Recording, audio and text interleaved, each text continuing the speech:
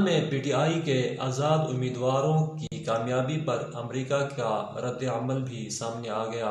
امریکہ نے کیا رد عمل دیا اور امریکہ میں صحافیوں کے جواب پر امریکہ کے وزیر خارجہ نے کیا کیا جوابات دیے اور صحافیوں نے کیا کیا سوالات کیے، وہ میں آپ کے سامنے رکھتا ہوں۔ امریکی وزارت خارجہ کے ترجمان نے پاکستان میں پولنگ کے دن موبائل فونز اور انٹرنیٹ کی بندش پر تشویش کا اظہار کرتے ہوئے کہا ہے کہ ہم جمہوری عمل کے جاری رہنے اور آزادی اظہار رائے کے بنیادی حق کی فراہمی کے خواہش مند ہیں۔ عالمی خبر رساں ادارے کے مطابق ہفتہ وار پریس بریفنگ کے دوران امریکی وزارت خارجہ کے ترجمان ویدانت پٹیل سے صحافیوں نے پاکستان میں عام انتخابات اور اس کے نتائج سے متعلق متعدد سوالات کیے۔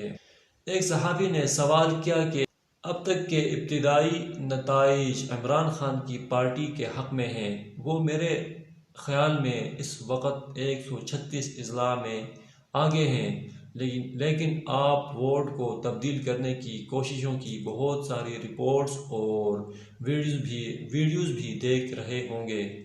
خدشہ ہے کہ 136 اضلاع میں اس کامیابی کو صبح تک کم نہ کر دیا جائے۔ جس پر امریکی ترجمان نے کہا کہ ابتدائی نتائج کی بات یہ ہے کہ وہ ابھی ابتدائی ہیں اور ہمیں ابھی اس سے آگے نہیں جانا چاہیے جب تک سرکاری اعلان نہ ہو جائے۔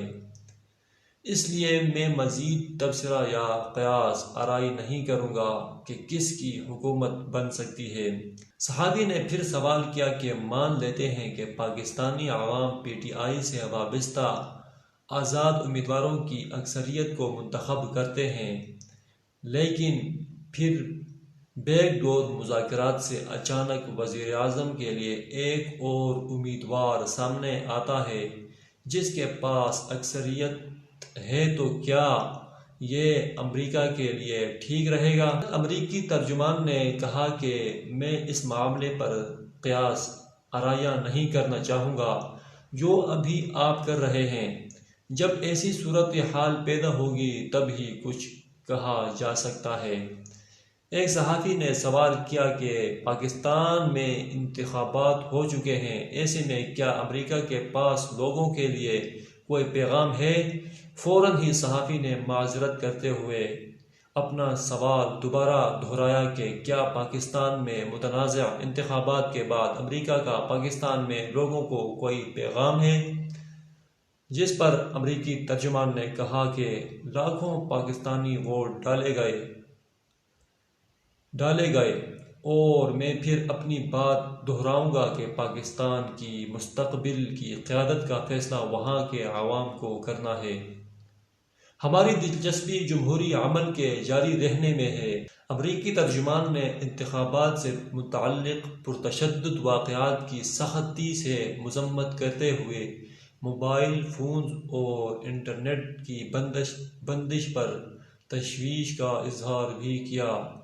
انہوں نے کہا کہ آزادی اظہار رائے کے خلاف ورزیوں کے معاملات پر نگاہ ہے۔ ایک اور صحافی نے پاکستان میں بننے والی اگلی حکومت کے ساتھ تعلقات کے حوالے سے پوچھا، جس پر امریکی ترجمان نے کہا کہ ہم پاکستان کی حکومت کے ساتھ اپنے تعلقات اور شراکت داری کو فروغ دینے کے لیے مناسب اقدامات کرنے میں دلچسپی رکھتے ہیں۔